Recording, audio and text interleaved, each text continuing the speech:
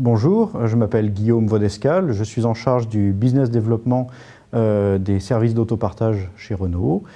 Ça fait un peu plus de 6 ans maintenant que je travaille sur ces sujets de services de mobilité partagée. Je suis également en charge des projets Smart Cities autour de la ville durable à la française notamment.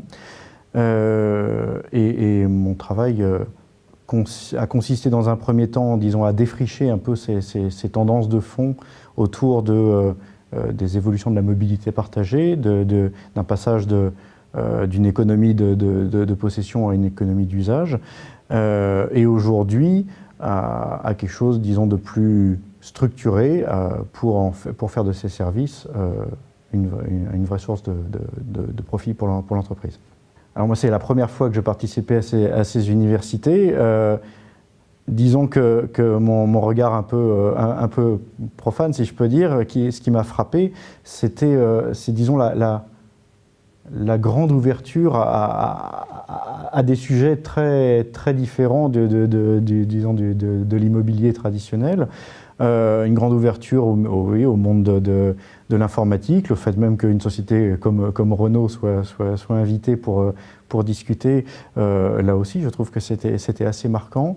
J'ai assisté ce matin à une table ronde très intéressante sur la blockchain qui effectivement, c'est assez frappant de se rendre compte à quel point ce qui est un sujet encore très très récent finalement est déjà pris en compte par les différents acteurs du secteur de manière très très sérieuse. Voilà, c'est principalement ça qui m'a frappé. Oui. Alors, pour avoir participé déjà à un certain nombre de projets d'écoquartiers ou de villes durables avec des promoteurs immobiliers notamment,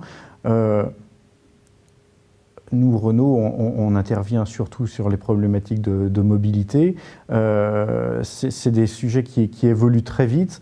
Le fait que la prise en compte, la réflexion sur la mobilité des personnes, la mobilité des marchandises du dernier kilomètre en centre-ville, par exemple,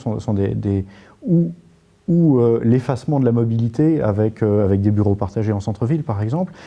Tout ça, c'est des réflexions qui vont très vite et sur lesquels il est intéressant qu'un constructeur automobile soit impliqué. Il est intéressant aussi pour nous de discuter avec des opérateurs de transport public, avec des aménageurs de territoire. Et je dirais qu'à l'échelle de temps, à 5 ans, dans l'échelle dont vous parliez, ce qu'on voit, c'est disons, d'abord l'avènement dans les centres urbains pour la mobilité des personnes d'une mosaïque de solutions de mobilité, que ce soit le transport en commun, combiné à du transport partagé, combiné pourquoi pas à de la location entre particuliers ou du covoiturage, et dans le transport des marchandises sur la logistique du dernier kilomètre, encore une fois, qui est une problématique extrêmement importante. Une des tendances prometteuses dans les années à venir pour rester dans le domaine de la mobilité, c'est incontestablement l'arrivée du véhicule autonome et de services liés au véhicule autonome, comme le robotaxi par exemple, qui oblige un constructeur automobile comme Renault à repenser complètement son modèle d'affaires finalement pour les années à venir, qui nous oblige à nous projeter en tant qu'opérateur de services et plus seulement en tant que concepteur et fabricant d'automobiles notamment. Et qui va certainement transformer également durablement la façon dont la ville elle-même est organisée.